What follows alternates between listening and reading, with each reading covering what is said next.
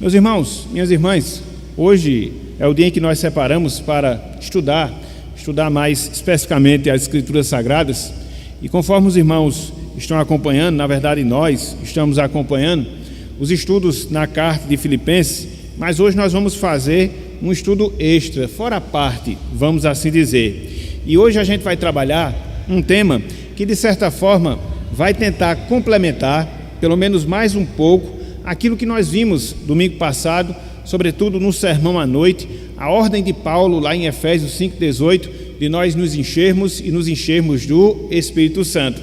E aí, inclusive na introdução, a gente fez menção que a obra do Espírito Santo nas nossas vidas, ela não se restringe apenas à regeneração, muito pelo contrário.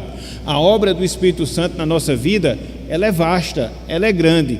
E nesta noite de hoje, com a graça de Deus, eu queria que nós trabalhássemos justamente isso, pelo menos alguns aspectos da obra do Espírito Santo nas nossas vidas, quer seja compreendendo a salvação, quer seja compreendendo o momento após a salvação, para que assim a gente possa ter uma visão mais ampla, para que assim a gente possa ter um entendimento mais acurado daquilo que o Espírito Santo opera, faz, realiza em nossas vidas, para que assim, dentre várias coisas, nós possamos entender o grande privilégio que é sermos morada do Espírito Santo de Deus em relação às nossas vidas. Então, nesse instante, eu lhes convido a abrirem as suas Bíblias lá na carta de Paulo a Tito, capítulo 3. Vamos abrir a palavra do Senhor nesse texto, vamos fazer essa leitura, a tipo de leitura devocional, inclusive a gente vai usar ao longo do nosso estudo, mas aí a gente já começa a ler agora.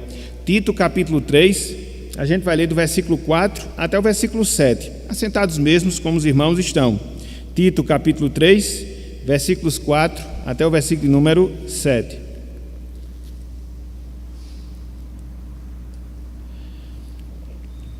Diz o seguinte, a palavra do Senhor: quando, porém, se manifestou a benignidade de Deus, nosso Salvador, e o seu amor para com todos, não por obras de justiça praticadas por nós, mas segundo a sua misericórdia, ele nos salvou mediante o lavar regenerador e renovador do Espírito Santo, que ele derramou sobre nós ricamente, por meio de Jesus Cristo, nosso Salvador, a fim de que, justificados por graça, nos tornemos seus herdeiros, segundo a esperança da vida eterna. Até aqui, até o versículo 7, que o Senhor nos abençoe e que Ele aplique a sua santa palavra em nossos corações. Amém. Meus irmãos, minhas irmãs, muitas vezes, nós não consideramos a obra do Espírito Santo com o devido grau de atenção que nós deveríamos considerar. Eu vou repetir, muitas vezes nós não consideramos com a devida atenção a obra que o Espírito Santo ele faz, a obra que o Espírito Santo ele realiza. Muitas vezes, infelizmente, a gente acaba tendo um conceito muito ralo acerca de quem é o Espírito Santo, mas não só isso, muitas vezes também a gente acaba tendo um conceito muito ralo daquilo que faz, daquilo que realiza, daquilo que opera o Espírito Santo. E em decorrência desse conhecimento ralo que muitas vezes nós temos, a gente acaba não buscando uma vida cheia do Espírito, a gente acaba não buscando a plenitude do Espírito Santo em nossas vidas. Então veja que acaba sendo uma cadeia de coisas. Muitas vezes a gente não tem, com o devido grau, um conhecimento mais aprofundado acerca do Espírito Santo. Muitas vezes a gente não tem um entendimento mais claro daquilo que é o Espírito Santo, daquilo que faz o Espírito Santo, e aí, como consequência de tudo isso, a gente não busca a plenitude do Espírito, não busca o enchimento do Espírito Santo, assim como nós deveríamos buscar.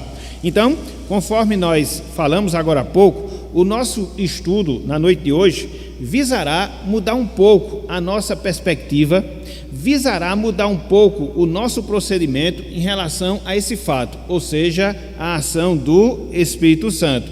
Por quê? Porque é imprescindível, é importante, é fundamental em relação às nossas vidas. Precisamos, meus irmãos, precisamos, minhas irmãs, aprofundar cada vez mais o nosso entendimento, o nosso conhecimento acerca do Espírito Santo. Talvez esse nosso distanciamento em relação a esse tema se dê pelo fato de nós sermos conservadores. E aí acaba sendo um grande equívoco da nossa parte. Por quê? Porque independente de qualquer coisa, tratar sobre o Espírito Santo, tratar sobre a sua pessoa, tratar sobre a sua obra, é um ensinamento bíblico. E nós, como conservadores, devemos ter não só esse ensinamento no nosso coração, mas essa prática em relação às nossas vidas. É claro que quando você estuda sobre o Espírito Santo, sobretudo nos nossos dias, você vai perceber muitos pensamentos, na verdade a maioria deles equivocados, que acabam conduzindo as pessoas a determinados erros doutrinários, práticas cristãs equivocadas, e aí a gente acaba indo de um extremo para outro. Não, nós precisamos, enquanto cristãos, conhecermos acerca da palavra, e o conhecimento acerca da palavra envolve obrigatoriamente um conhecimento adequado acerca do Espírito Santo. Então, na noite de hoje, a gente vai procurar fazer isso.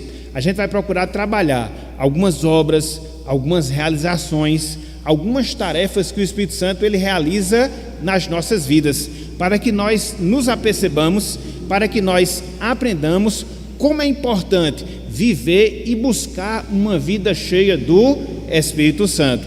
Foi aquilo que nós estudamos domingo passado, no sermão à noite. É uma ordem que nós temos ali, da parte de Deus. É um mandamento que nós temos ali da parte do Senhor, que nós devemos nos encher e fazer isso continuamente, nos encher continuamente do Espírito Santo. Então, quando você entende quem Ele é, quando você aprende algumas coisas que Ele faz, então você naturalmente se sentirá mais motivado, mais disposto, mais estimulado a buscar esse sentimento em relação à sua vida. Então, o nosso objetivo na noite de hoje, conforme nós falamos, é esse: é trabalharmos alguns pontos, é trabalharmos algumas ações do Espírito Santo. Contudo, meus irmãos, minhas irmãs, antes da gente entrar nessas obras, antes da gente entrar nessas realizações, eu queria considerar pelo menos dois aspectos iniciais em relação ao Espírito Santo. Em primeiro lugar, eu queria que nós considerássemos a sua pessoa, a sua personalidade, ou seja, que o Espírito Santo ele é uma pessoa. E, em segundo lugar, eu queria que nós considerássemos a divindade do Espírito Santo, ou seja, que ele é Deus. Então, através desses dois aspectos, vamos assim dizer, a gente lança a base que é correta, a base que é adequada, para que nós procuremos entender aquilo que o Espírito Santo faz em nossas vidas. Então, em primeiro lugar, a sua personalidade. Foi aquilo que nós falamos. O Espírito Santo, ele é uma pessoa. O Espírito Santo, ele é uma pessoa. Talvez as pessoas até fiquem se perguntando, se indagando, mas como o Espírito Santo ele é uma pessoa? Ele não é constituído de matéria, ele não tem carne. Então, como é que a gente pode conceber que ele é uma pessoa? Sim, meus irmãos, sim, minhas irmãs. Em primeiro lugar, porque a Bíblia assim o afirma, a Bíblia assim o diz, mas não só isso. Quando a gente estuda na palavra de Deus, alguns versículos que as Escrituras nos mostram, a gente percebe que o Espírito Santo ele possui aquilo que nós chamamos de características da personalidade. O Espírito Santo, ele pensa. O Espírito Santo, ele tem vontade. O Espírito Santo, ele tem sentimento. Então, essas três marcas fazem de um ser uma pessoa. Então, se você olha para a Bíblia, se você estuda as Escrituras Sagradas, e a partir do texto sagrado, você consegue conceber esses aspectos. O Espírito Santo é um ser racional. O Espírito Santo é um ser emocional. O Espírito Santo é um ser que tem vontade. Qual a conclusão a que nós chegamos? Que ele sim é uma pessoa, não obstante o fato de ele não ser matéria. Então, eu queria que nós víssemos de maneira assim bem rápida, de maneira assim bem breve, mas pelo menos chamássemos a atenção desse fato, ou seja, a personalidade do Espírito Santo. Ele não é uma força impessoal, ele não é uma energia, como algumas pessoas dizem, que muitas vezes quando tem uma comunhão com o Espírito se treme, sente determinadas coisas. Não, o Espírito Santo ele é uma pessoa. Então vamos ver, vamos comprovar a personalidade do Espírito Santo. Em primeiro lugar, o Espírito Santo ele tem razão, ele pensa, ele raciocina, ele tem entendimento. Olha só, o que o apóstolo Paulo fala lá em Coríntios, 1 Coríntios capítulo 2. Olha só uma coisa interessante, meus irmãos. 1 Coríntios capítulo 2. A gente vai ler 3 versos desse capítulo, versículo 10, 11 e 12. 1 Coríntios 2, versículos 10, 11, também o versículo número 12. Olha só a razão do Espírito, seu entendimento, seu intelecto, sua mente. Por isso ele é uma pessoa. Diz o seguinte, 1 Coríntios capítulo 2, versículos 10 até o versículo de número 12. Diz o seguinte a palavra: mas Deus nolo revelou pelo Espírito, porque o Espírito a todas as coisas prescruta, analisa, indaga. Olha só a razão do Espírito, até mesmo as profundezas de Deus. Segue Paulo, verso 11: porque qual dos homens sabe as coisas dos homens, senão o seu próprio Espírito que nele está? Assim também as coisas de Deus ninguém as conhece, senão o Espírito Santo. Então veja que o Espírito Santo ele conhece, o Espírito Santo ele entende das coisas de Deus, da mente infinita de Deus. Então ele tem razão, então ele pensa. E ele conclui no versículo de número 12: ora, nós não temos recebido o Espírito do mundo, e sim o Espírito que vem de Deus, para que conheçamos o que por Deus nos foi outorgado gratuitamente. Então veja, esse mesmo Espírito que entende a mente de Deus é o Espírito que nos dá a compreensão das coisas de Deus. Então ele é um ser racional. O Espírito Santo ele é um ser racional. Ele entende das profundezas do conhecimento de Deus e ele nos concede a graça de podermos entender as coisas espirituais. Então somente um ser racional consegue fazer isso. Então aqui você tem esse primeiro traço, você tem essa primeira característica que forma uma personalidade, ou seja, a razão, o raciocínio. Mas não só isso. Quando nós olhamos para a palavra de Deus, quando nós estudamos as Escrituras Sagradas, nós percebemos que o Espírito Santo ele tem sentimento. O Espírito Santo ele é um ser sentimental. E aí você percebe isso em alguns textos, mas eu queria chamar a atenção pelo menos de um. Abram aí, por favor, Carta de Paulo aos Efésios. Carta de Paulo aos Efésios, capítulo 4, versículo 30. Carta de Paulo aos Efésios, capítulo 4, versículo 30.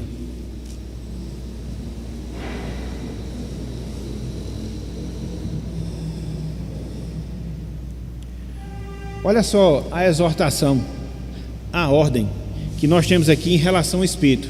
Veja que é em relação à terceira pessoa da Trindade. Paulo aqui não se refere a Deus o Pai, Paulo aqui não se refere a Deus o Filho, mas de maneira específica, Paulo aqui se refere a Deus o Espírito Santo. Então, qual é a ordem que ele nos dá em relação ao Espírito? Veja, versículo 30. E não entristeçais quem? O Espírito de Deus, no qual fostes selados para o dia da redenção. Perceba que nós podemos ter essa capacidade. Que capacidade? De entristecer o Espírito Santo. E dentre várias formas, como é que isso acontece?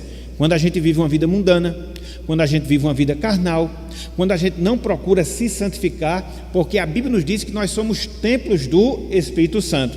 Então, se a gente não cultiva uma vida espiritual, se a gente não cultiva o crescimento na graça, se a gente não procura se desenvolver em termos espirituais, então essa nossa postura, este nosso comportamento, ele entristece o Espírito Santo. Então, se ele se sente entristecido por essa conduta, se ele se sente entristecido por essa atitude, qual é a conclusão que nós chegamos? Que ele é uma pessoa. Se ele fosse uma coisa, se ele fosse uma força impessoal, ele não teria essa capacidade, ele não poderia desenvolver sentimentos. Se ele o faz, a gente já chega à conclusão também que ele é uma pessoa. Então veja, o Espírito Santo, ele tem razão, entendimento. Veja, o Espírito Santo, ele tem sentimento. Para completar, em terceiro lugar, o Espírito Santo, ele tem volição, ele tem vontade. Abram aí, por favor, Atos dos Apóstolos, capítulo 13. Atos dos Apóstolos, capítulo 13, versículo 2. A escolha de Paulo e Barnabé para que eles pudessem empreender a tarefa missionária. 13 de Galo da Borborema. Atos 13, versículo número 2. Veja o que Lucas aqui nos ensina acerca do Espírito Santo. A atuação dele, a sua responsabilidade na designação dos 2 missionários, Paulo e Barnabé, para a primeira viagem missionária do cristianismo. Olhem só, Atos 13, versículo 2. Olha só o que diz aqui o texto. E, servindo eles ao Senhor e jejuando, observa agora o registro sagrado.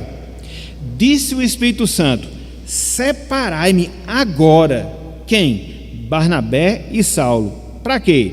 Para a obra a que os tenho chamado. Então o Espírito Santo exerceu a sua vontade, exerceu o seu propósito, fazendo o quê? Separando Paulo, separando Barnabé para o trabalho missionário que iria ser desempenhado em relação ao crescimento da igreja. Então, se ele teve essa prerrogativa, se ele agiu dessa forma, se ele se comportou dessa maneira, exercendo essa autoridade, qual a conclusão que nós chegamos? Ele é uma pessoa. Por quê? Porque ele tem vontade. Então vejam, meus irmãos, das 3 marcas que formam a personalidade, a gente percebe que o Espírito Santo tem as 3. Ele pensa, ele sente, ele quer. Então, essa é uma primeira informação que todos nós precisamos saber quando a gente lida com a questão do Espírito Santo. Daqui a alguns instantes a gente vai considerar algumas obras que ele realiza, mas primeiramente, qual é o pressuposto de onde a gente deve partir? O Espírito Santo, ele é uma pessoa. Então, ao pensar no Espírito, apesar de ser um ser invisível, apesar de ser um ser imaterial, a Bíblia nos mostra que ele é uma pessoa, formando assim a Santíssima Trindade. Então veja, em primeiro lugar, a personalidade do Espírito. Mas não só isso. Para fechar essa parte introdutória, eu queria que nós considerássemos a divindade do Espírito Santo. Ou seja, que ele é Deus. Conforme nós dissemos agora há pouco, ele forma a Santíssima Trindade, junto da pessoa do Pai e junto da pessoa do Filho. Então, quando a gente pensa no Espírito Santo, a gente deve ter essa perspectiva. Quando a gente pensa no Espírito Santo, a gente deve ter esse entendimento. Ele é Deus, assim como Deus é Deus, assim como Cristo é Deus. Ele possui a essência divina, ele possui as prerrogativas divinas. Então, juntamente com as 2 outras pessoas, ele forma a Santíssima Pessoa da Trindade. E aí, faltaria tempo para a gente poder ter textos, quer seja no Antigo Testamento, quer seja no Novo Testamento, que comprovariam esse fato, que o Espírito Santo, ele é Deus. Eu queria separar apenas um bem básico, só para a gente poder ter essa conclusão. No mesmo livro de Atos, abram aí, Atos capítulo 5. Atos capítulo 5. No caso de Ananias e Safira, dos grandes pecados, se não o primeiro grande pecado que a gente vê na igreja cristã, a gente percebe aqui um detalhe que é registrado por Lucas, que nos faz concluir justamente esse fato. O Espírito Santo, ele é Deus, ele é o próprio Deus. Atos capítulo 5, versículos 3 e também o versículo número 4. Olha só o que diz aqui as Escrituras Sagradas. Atos 5, 3 e também o verso 4. Então disse Pedro: Ananias, por que encheu Satanás teu coração para que mentisses ao Espírito Santo, reservando parte do valor do campo? Então veja que na palavra de Pedro, ele acusa Ananias de ter mentido para quem? Para o Espírito Santo. Então Ananias estava mentindo ali para os apóstolos, retendo parte do campo que ele vendeu, para não repassar o valor, mas na verdade, ele estava mentindo para o Espírito Santo. É a declaração que você percebe aqui no versículo 3. Mas olha só a sequência do texto, olha só o que nós encontramos no versículo número 4. Diz o seguinte a palavra do Senhor. Pedro ainda falando: conservando porventura não seria teu? E vendido não estaria em teu poder? Então Ananias, não era obrigado você dar, era uma coisa que lhe pertencia, era uma propriedade sua. E aí ele segue: como pois assentaste no coração este desígnio? Veja agora, não mentiste aos homens, mas a Deus. Versículo 3, ele tinha mentido para o Espírito. Versículo 4, na verdade ele não mentiu para homens, mas para Deus, porque o Espírito Santo, ele é Deus. Então veja, meus irmãos, como é importante. Veja como é fundamental nós podermos ter uma compreensão mais aguçada, um conhecimento mais aprofundado acerca do Espírito Santo. É o que nós chamamos de pneumatologia, né? O estudo da pessoa e da obra do Espírito Santo. E aqui, de maneira assim bem básica, foi que nós vimos que ele é uma pessoa, foi que nós vimos que ele é Deus. Muito bem, então uma vez que a gente tem esse entendimento, uma vez que nós estamos de posse dessa compreensão, o que é que a gente pode aprender de acordo com o ensino da Bíblia? O que é que a gente pode aprender de acordo com as Escrituras Sagradas acerca do trabalhar, do agir, do operar do Espírito Santo? O que é que ele faz? O que é que ele realiza em nossas vidas? E aí, quando você olha para a palavra, você vê algumas ações, você vê algumas realizações. Eu separei pelo menos 7. Não sei se vai dar tempo da gente ver, mas pelo menos 7 eu separei para que nós considerássemos na noite de hoje, para que você perceba a vastidão, o campo de atuação que o Espírito Santo ele age. Então vamos lá. Em primeiro lugar, o Espírito Santo ele age. Em primeiro lugar, o Espírito Santo ele opera no processo de regeneração. O Espírito Santo ele age, o Espírito Santo ele opera no processo de regeneração. Em termos bíblicos, irmãos e irmãs, o que é regeneração? Significa você gerar de novo. Espiritualmente falando, o responsável por fazer isso é quem? É o Espírito Santo. A Bíblia diz que nós estávamos mortos nos nossos delitos e pecados. A Bíblia diz que nós não tínhamos nenhuma tendência de buscar a Deus, de procurar nos arrepender das nossas transgressões, de procurar nos voltar para os seus caminhos. Não, a nossa propensão era sempre para contrariar a Deus. Era assim que nós estávamos, mortos para fazer qualquer coisa boa em termos de ser agradável ao Senhor. Contudo, o que é que acontece? Num dado momento, num dado instante, através da instrumentalidade da palavra, o Espírito Santo ele opera invisivelmente na vida de determinadas pessoas e faz com que elas venham ser vivificadas espiritualmente, regeneradas, nascidas de novo, geradas novamente, para que assim, somente assim, elas possam ter comunhão com Deus. Na prática, meus irmãos, na prática, minhas irmãs, isso é o que nós chamamos de salvação. Uma pessoa, ela é salva, uma pessoa, ela é redimida quando ela sofre essa ação do Espírito Santo, fazendo com que o Espírito Santo trabalhe no seu interior, fazendo com que o Espírito Santo trabalhe na mais profunda intimidade do seu coração e restaure espiritualmente essa pessoa, dando habilidades espirituais, para que ela possa ver o Evangelho, para que ela possa entender a palavra, para que ela possa ouvir as Escrituras, para que ela possa ter vontade de fazer aquilo que é agradável ao Senhor. Então tudo isso se dá quando? Na regeneração. E quem é que faz isso? É justamente o Espírito Santo. Vamos ver o que a Bíblia fala acerca disso. Novamente, abram aí as suas Bíblias em Tito capítulo 3. A gente fez a leitura desse texto no início do nosso estudo. Eu vou retomar aqui só para a gente poder destacar esse aspecto. Tito 3, versículo 5. Olha só o que Paulo vai ensinar aqui. É por isso que a salvação é a maior dádiva que a gente pode receber aqui neste mundo. É por isso que a salvação não depende de mim, não depende de você, não depende de qualquer um de nós. Depende tão somente do Espírito Santo agir, depende tão somente do Espírito Santo trabalhar. E nesse sentido, meus irmãos, nós somos apenas instrumentos. A gente fala a palavra para que através da palavra ele opere, e a gente ora a Deus para que Deus se compadeça e haja através do seu Espírito na vida dessas pessoas. De sorte que quando isso ocorre, é nada mais, nada menos do que a demonstração graciosa de Deus. Essa é a nossa história de salvação. E se você fizer uma retrospectiva em relação à sua vida, você vai se lembrar de um determinado dia, de um determinado instante, onde Deus falou profundamente ao seu coração, onde Ele deu discernimento para que você entendesse a palavra, onde Ele dispôs seu coração a que você servisse o Evangelho. Isso nada mais é do que a operação da regeneração. É claro que nas nossas vidas acontece de maneira diferenciada.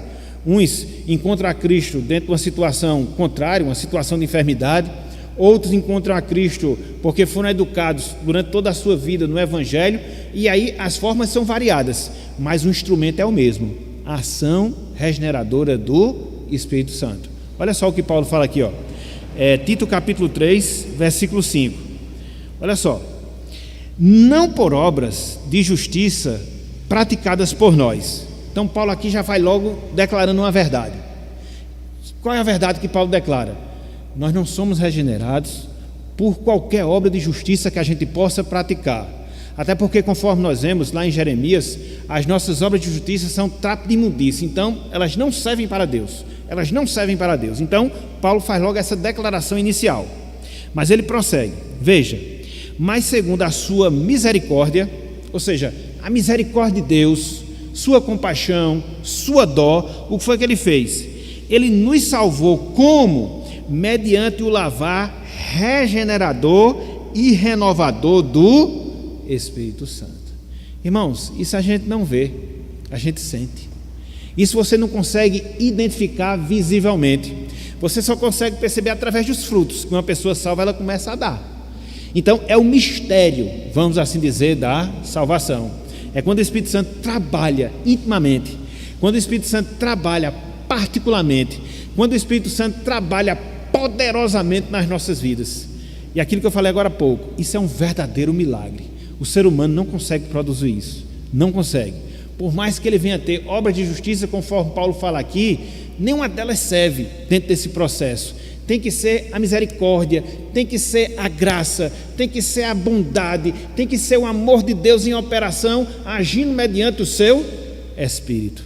Então, não cabe a nós salvarmos pessoas, cabe a nós testemunharmos para as pessoas, cabe a nós orarmos em favor das pessoas.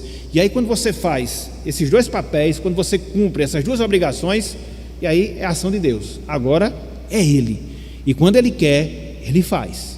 Quando Ele quer, Ele realiza, de maneira que não tem um ser humano qualquer no mundo que possa impedir a ação de Deus. Não pode, meus irmãos, não pode. Não existe coração duro que não possa ser quebrantado, não existe personalidade que não venha a ser transformada.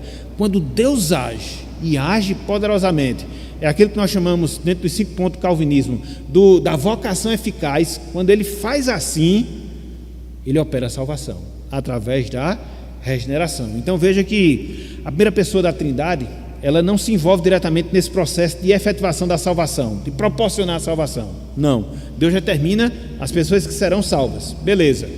Quando você percebe isso, você chega à conclusão que a segunda pessoa da Trindade, Jesus Cristo, não se envolve diretamente nesse processo da salvação. Ele já cumpriu o seu papel, quando Ele morreu e morreu na cruz do Calvário.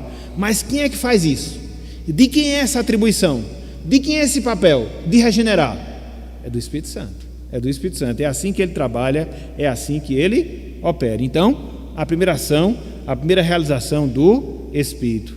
Mas não só isso. Quando a gente olha aqui para a palavra, a gente percebe uma segunda ação, uma segunda realização do Espírito Santo. Se por um lado o Espírito Santo regenera, por outro lado o Espírito Santo justifica. O Espírito Santo, ele é o responsável por nossa justificação. E aí você pode perguntar, mas o que é justificação? É Deus nos declarar justos, perdoados, através do sangue de Jesus Cristo. É interessante porque, desde toda a eternidade, Deus, o Pai, determinou as pessoas que seriam beneficiadas com essa bênção. Que bênção? A bênção da justificação. Deus, o Filho, Ele veio aqui a este mundo, Ele se encarnou, Ele viveu entre nós e Ele recebeu as punições dos nossos pecados quando foi cravado no Calvário. Ali Ele adquiriu, para o povo que Deus havia separado, essa justificação. Mas aí fica a pergunta, quem vai aplicar essa justificação na vida do pecador?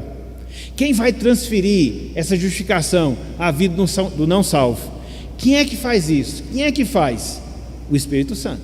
O Espírito Santo. Olha só a coisa fantástica. Olha só a coisa maravilhosa. Veja que nesse processo da salvação, as coisas elas ocorrem muito coordenadas, muito organizadas. O Pai tem um papel, o Filho tem uma função e o Espírito Santo tem um trabalho. E eles se harmonizam entre si. É por isso que é uma beleza, é uma coisa fantástica, linda, quando você consegue visualizar todo esse programa da salvação. Cada um tem um papel, cada um tem uma função.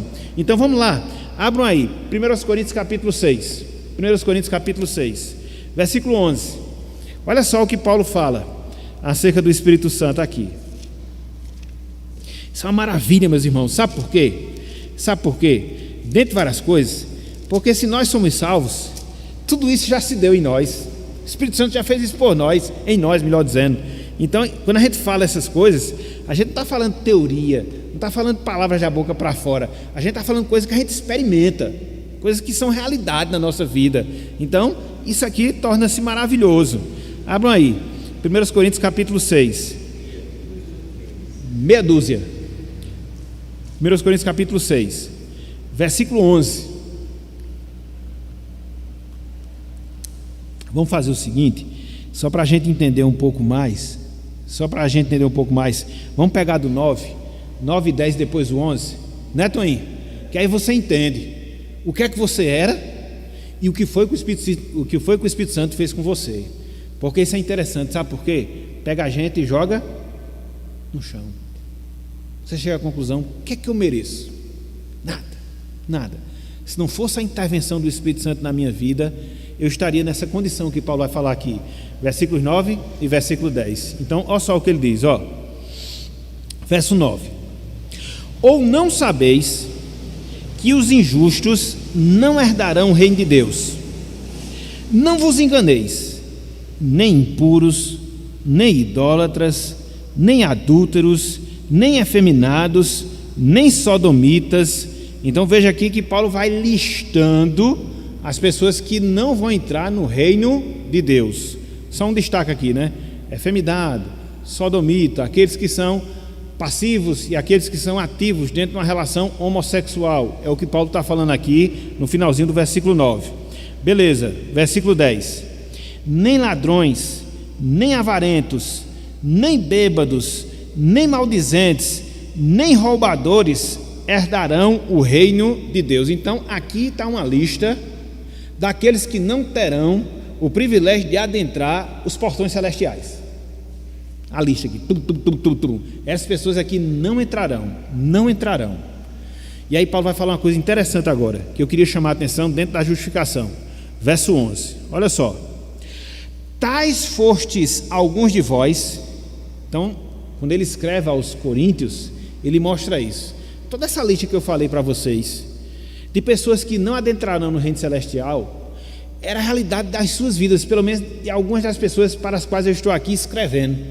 Algumas pessoas que compunham ali a igreja de Corinto, era a realidade da vida de vocês. Aí Paulo diz, ó: tais fostes alguns de vós, mas vós vos lavastes. Veja, mas fostes santificados, mas fostes justificados em nome do Senhor Jesus Cristo, veja, e no Espírito do nosso Deus. Santificação e justificação. Essa santificação a qual Paulo faz menção aqui é o ato de Deus nos separar do mundo e nos designar para Ele. Então, nesse sentido, nós somos santos, nós fomos separados para Deus. Então ele fala da santificação, mas também ele fala da justificação. Quem fez isso? O Espírito Santo. Então ele aplicou a justificação na nossa vida. Quando ele nos regenerou, ele nos presenteou com essa bênção. Aí você pode perguntar, mas como é que acontece isso? Na minha visão, regeneração, justificação, santificação, elas acontecem dentro daquilo que Deus propõe, juntas, imediatas. Agora, para a gente poder entender melhor a sequência, é que a gente fala disso. Regeneração, depois justificação, depois santificação, mas é um processo que já é completo. Quando vai um, também vai o outro. Então, quando nós somos regenerados, nós somos também justificados. Então é nesse momento, meus irmãos, é nesse instante, minhas irmãs, que Deus olha para nós agora e não nos vê mais. Acabou essa imagem de Deus em relação a nós. Deus olha para nós agora e vê Jesus Cristo, a sua justiça, a sua obediência perfeita, a sua vida santa, o sacrifício perfeito que ele realizou lá na cruz do Calvário, de sorte que, em virtude disso, a conclusão a que nós chegamos é que nós temos segurança da nossa salvação. É como diz Paulo mais adiante lá em Romanos capítulo 8: nada vai nos separar do amor de Deus que está em Cristo Jesus, por causa dessa justificação. Você peca aqui nessa vida? Sim, com certeza, muitas vezes. Você falha? Com toda certeza. E o que é que garante o fato que nós, mesmo pecando, errando, devemos ter certeza da nossa salvação?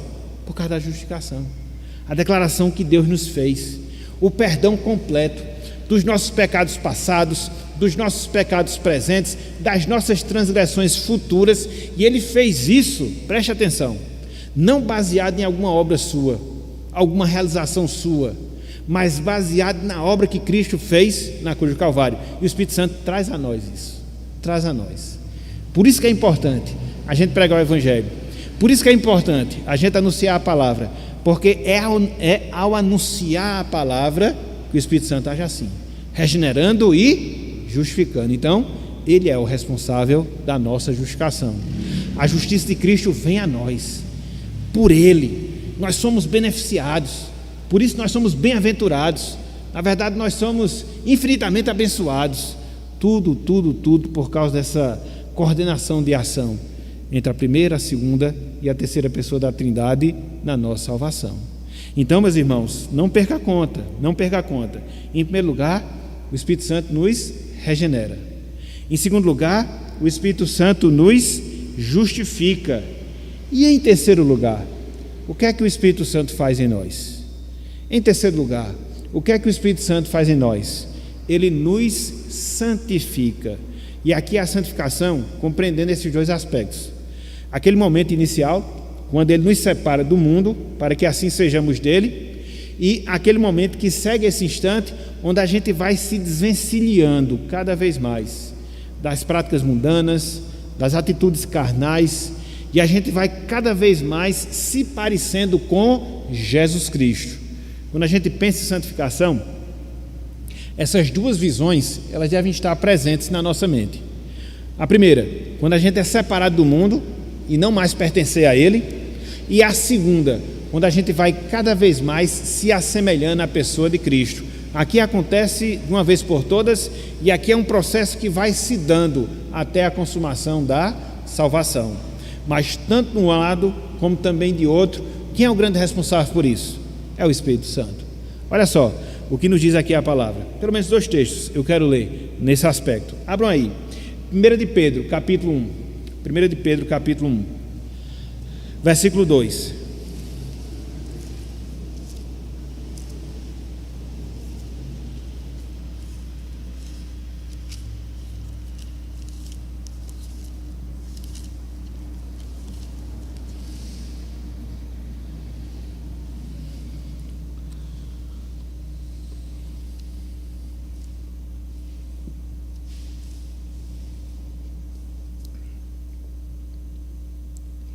Olha só o que Pedro fala aqui, ó.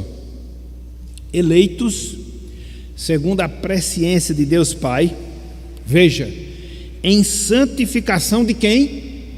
Do Espírito, está vendo aí? E ele complementa, ó, para a obediência e a aspersão do sangue de Jesus Cristo, graça e paz vos sejam multiplicadas.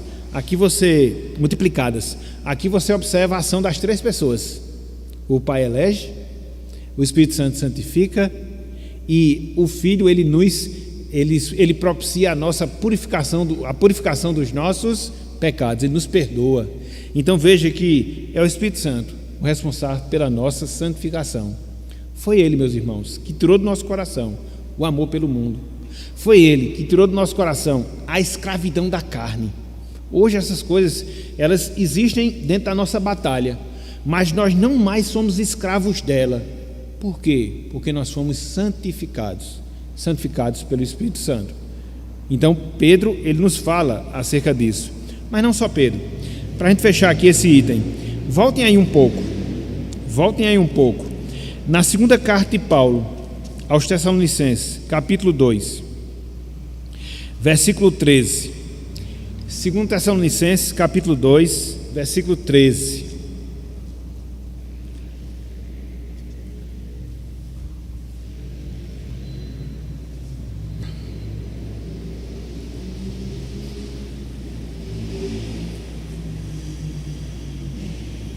Ele diz o seguinte, 2 Tessalonicenses capítulo 2, versículo 13. 2, 13, versículo 13, ok? Então vamos lá, 2 Tessalonicenses 2, verso 13. Entretanto, devemos sempre dar graça a Deus por vós, irmãos amados pelo Senhor. Por que o apóstolo Paulo deveria agradecer pelos irmãos de Tessalônica? Por quê? Ele diz, porque Deus, veja, vos escolheu desde quando? Desde o princípio, gente. Antes da fundação do mundo, Deus já nos designou para a salvação. E ele diz, desde o princípio para a salvação, como? Pela santificação do Espírito e fé na verdade. Então Deus nos designou para isso, para a salvação. E como é que a salvação chega a nós? Através da santificação do Espírito e fé na verdade. Porque a Bíblia diz que a fé vem pelo ouvir a palavra do Senhor. Então, a fé também seria, um dos dons, um dos trabalhos, melhor dizendo, que o Espírito Santo realiza em nós. Mas aí eu vou pular esse item para não esmiuçar tanto essas operações. Então veja, o Espírito Santo, ele nos regenera. Veja, o Espírito Santo, ele nos justifica. Veja, o Espírito Santo, ele nos santifica. Se você considerar essas três ações que nós vimos até aqui, todas elas estão relacionadas a que processo? Ao processo da salvação, regeneração, justificação e santificação.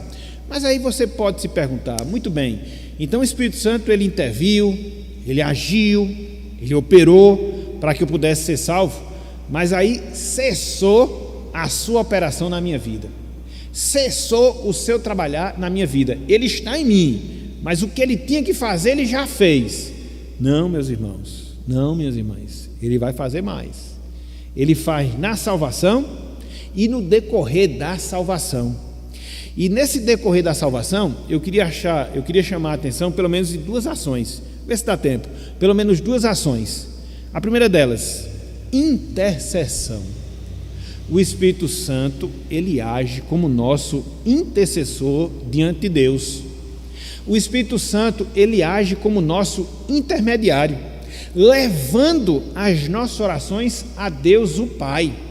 Porque muitas vezes, eu, você, todos nós, não sabemos orar como convém. Talvez por causa da circunstância que nós estejamos vivendo, uma angústia, uma tristeza muito profunda, que a gente não sabe traduzir em palavras, que a gente não consegue expressar de maneira correta, mas a gente está ali orando, clamando, buscando a presença de Deus.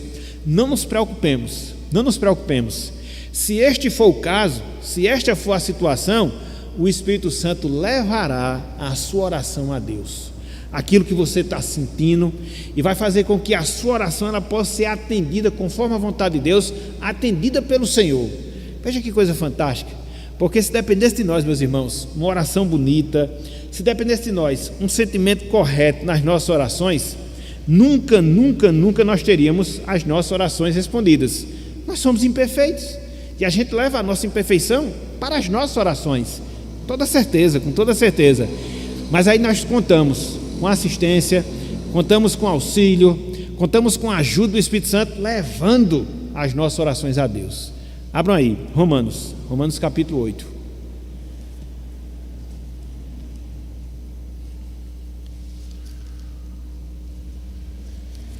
A gente vai ler dos versos 26 até o verso 27. Romanos 8, versículo 26 até o versículo número 27.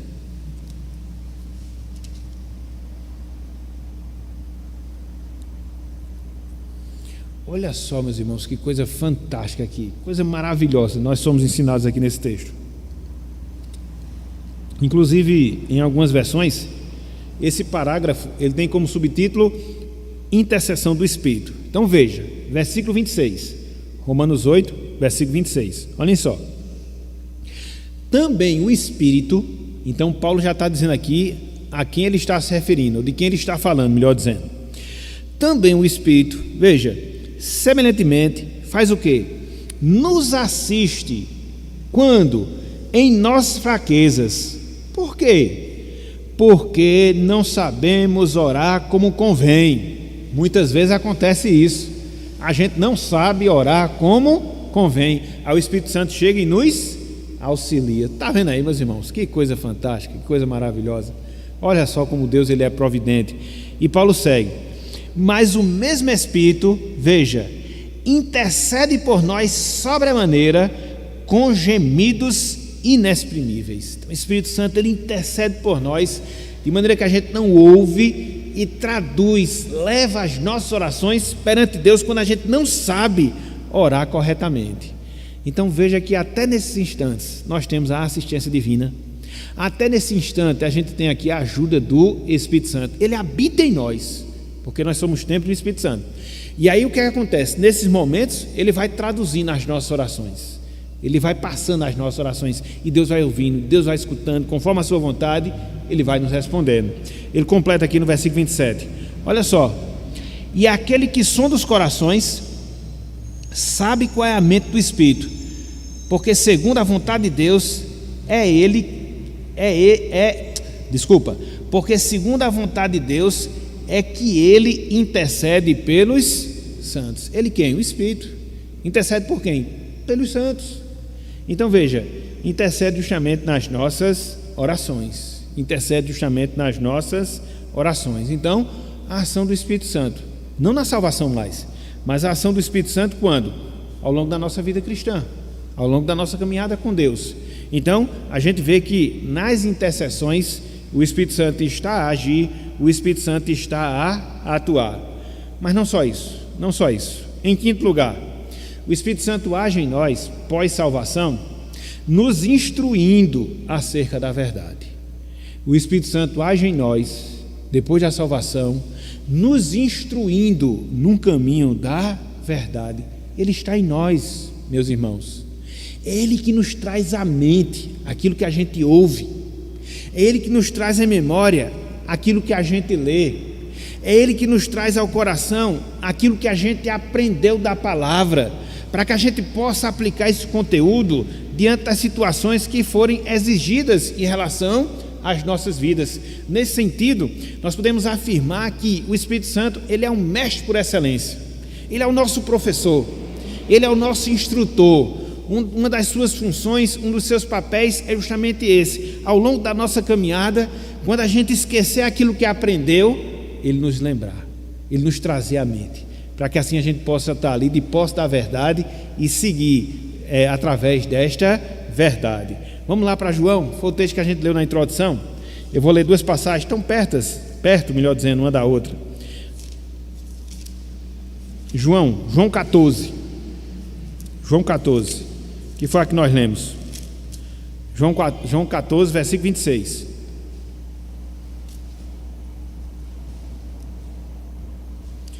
João 14, versículo 26.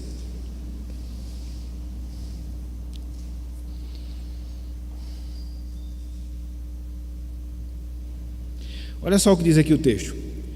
Mas o Consolador, quem é esse Consolador? Paracletos, o Espírito Santo, a quem o Pai enviará em meu nome. O que é que o Espírito Santo vai fazer? Enviado por Deus mediante Jesus Cristo. O próprio Cristo ele fala: esse vos ensinará todas as coisas e vos fará lembrar de tudo o que vos tenho dito. Ele é o nosso professor por excelência. E ele nos instrui, meus irmãos, quando a gente lê a palavra, ele vai nos dando o esclarecimento, ele vai nos dando o discernimento. É por isso que toda vez que a gente estudar a palavra, que a gente for ler a palavra, peça a Deus por iluminação espiritual, peça a Deus por instrução do Espírito, para que o Espírito esteja aqui, lançando luz no texto sagrado. Talvez esse foi um dos grandes problemas, que a gente observa no período da Reforma Protestante, porque a Igreja Romana não admitia isso. Não, para você entender a palavra, você tem que ir para um clérigo, para um padre, para um sacerdote, porque só ele vai ter a capacidade de lhe instruir. Não, é claro que Deus levantou algumas pessoas dentro da igreja e as capacitou com esse objetivo, não resta a menor dúvida. Mas o conhecimento básico, ou um certo conhecimento, o Espírito Santo é quem nos dá, e é responsabilidade nossa buscar no nosso dia a dia, na medida que a gente procura aprender da palavra. E aí, para fechar, nesse item da instrução, capítulo 16, versículo 13. Capítulo 16, versículo 13. Olha só. Quando vier, porém, o Espírito da verdade, ele vos guiará a toda a verdade, porque não falará por si mesmo, mas dirá tudo o que tiver ouvido e vos anunciará as coisas que hão de vir. O Espírito da verdade vai ser enviado pelo Pai, e ele foi enviado desde Pentecostes, Atos capítulo 2. Ele está aqui, na terra, na igreja.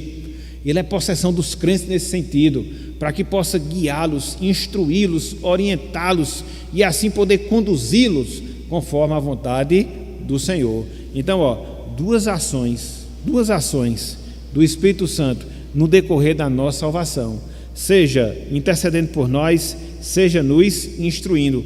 Haveria uma terceira, que é a capacitação, Atos 1:8, mas eu não vou entrar nela agora porque não vai dar tempo. Eu queria só fechar aqui a sétima atuação, a sétima realização do Espírito Santo. Ele nos dá a segurança da salvação. Ele nos dá a segurança da salvação. Veja que a obra é completa. Veja que a obra é completa. Ele nos regenera, nos justifica, nos santifica. Isso no processo da salvação. Ao longo da caminhada cristã, ele intercede por nós, ele nos instrui, ele nos capacita. Para quê? Para que haja em relação a nós a segurança da nossa salvação. Vamos lá para Efésios, e a gente vai fechar o nosso estudo com esses dois textos. Abram aí, Efésios capítulo 1. Efésios capítulo 1. E foi o que eu disse aos irmãos: tempo nos faltaria se a gente fosse trabalhar essa questão da ação do Espírito Santo, na compreensão das Escrituras, do Espírito Santo no Antigo Testamento, no Novo Testamento. A gente vai ver depois alguma coisa em relação a isso quando nós estudarmos sobre os dons espirituais na escola dominical. Estivermos vendo mordomia dos dons, a gente vai ver outras operações de Espírito nesse sentido.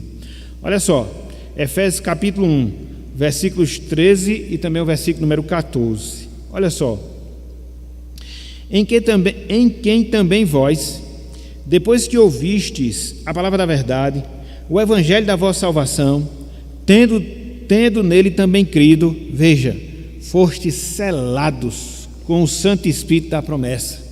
Versículo 14: o qual, o Santo Espírito da promessa, é o penhor da nossa herança, até o resgate da sua propriedade, em louvor da sua glória. Paulo aqui ele faz duas menções em relação ao Espírito: que ele é o nosso selo, fomos selados, e que ele é o penhor da nossa herança. Selo, meus irmãos, minhas irmãs, dentro do contexto do Novo Testamento, significava algumas coisas. Dentre elas, que aquela correspondência ela não foi violada, ela não foi rasgada. Havia a correspondência e você selava com aquela cera e o anel a correspondência. Ficava aquele negócio ali coladinho, sabia que ninguém tinha mexido, ou se tivesse você perceberia. Então o apóstolo Paulo fala que o Espírito Santo é esse selo, ele garante a consumação da nossa salvação. Ninguém vai nos violar espiritualmente falando, ninguém vai nos arrancar da presença de Deus, não. Da mesma forma que ele, o Espírito, nos regenerou e somos salvos, fomos remidos por Cristo aqui, ele vai garantir que até a consumação da salvação, essa mesma salvação, ela prossiga na nossa vida. A gente não perde a salvação. A gente não perde a salvação. Então, Paulo fala do Espírito como esse selo. Mas não só isso. Paulo fala aqui do Espírito como um penhor. E aqui ele usa uma linguagem comercial, muito comum no seu tempo, muito comum na sua época. Existia, como existe hoje, as transações comerciais. Só que no tempo do apóstolo Paulo, via de regra, quando ocorria uma transação comercial que era grande, no caso aqui aos Efésios, quando havia venda de madeiras, porque a cidade era uma cidade exportadora, você tinha que fazer o quê? Tinha que dar metade do valor do negócio. E a metade desse valor, que correspondia à metade do negócio, era a garantia que você ia completar um negócio, era o penhor. Então, Paulo traz essa figura para mostrar que o Espírito Santo é esse penhor. Ele nos foi dado, ele está habitando em mim, ele está habitando em você, ele está habitando em todos nós, e ele é a garantia que a gente vai experimentar da salvação no retorno de Jesus Cristo. Então a primeira parte da salvação a gente já recebeu, a gente experimenta. Haverá de vir a segunda no retorno glorioso de Cristo. E o que é que garante que a gente vai participar dessa segunda? Que a gente já tem a primeira parte agora.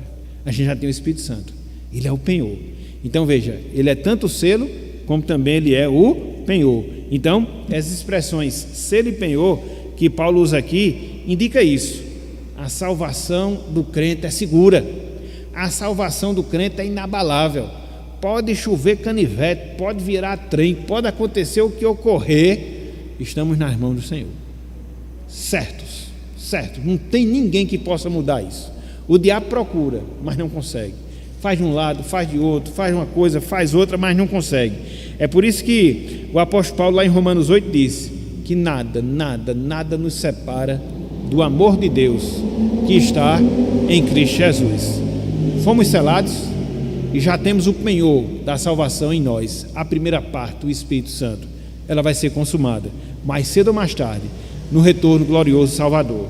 Na verdade, a cada dia que passa, a cada semana que a gente vence, a cada mês que a gente avança, está diminuindo, está chegando. Logo, Cristo está ali para nos falar: vinde, bendice meu Pai, tomai posse do reino que vos está preparado desde antes da fundação do mundo. E aí nós estaremos para todo sempre na sua presença. Então, é o Espírito Santo que faz isso. Ele é a nossa segurança, a segurança da nossa salvação. Então, o que foi que a gente viu hoje? A gente viu algumas operações do Espírito Santo na nossa vida. Operações na salvação, operações ao longo da salvação e a operação dando certeza da nossa salvação. E o que é que a gente deve fazer com isso, meus irmãos? Com todas essas informações, com todas essas verdades? Em primeiro lugar, a gente deve agradecer a Deus demais por causa disso, porque foi sua graça. Mas não só isso. Em segundo lugar, a gente deve atender aquela ordem que a gente escutou lá de Paulo, em Efésios 5,18, de nós nos enchermos desse Espírito como uma norma bondosa de Deus em relação às nossas vidas. Porque é interessante, né? Paulo nos ordena a que possamos nos encher mais dele, ou Paulo nos ordena a que possamos nos encher mais de Deus. Não é que a gente faça alguma coisa errada, não é que a gente faça alguma coisa que nos traga dor, que nos traga tristeza, não. A ordem de Paulo é que a gente possa se encher do Espírito Santo, se encher de Deus, desfrutar do Espírito Santo, desfrutar da plenitude de Deus. Então que nós encaremos essa ordem como algo sério, como algo urgente, como algo necessário na nossa vida, porque o Espírito Santo já operou em nós, o Espírito Santo está operando em nós, e ele continuará operando até a consumação da nossa salvação. Então aceitemos esse desafio, aceitemos esse compromisso e vivamos para a glória de Deus em nossas vidas. Que Ele nos abençoe e que Ele aplique a sua santa palavra em nossos corações, em nossas mentes. Amém.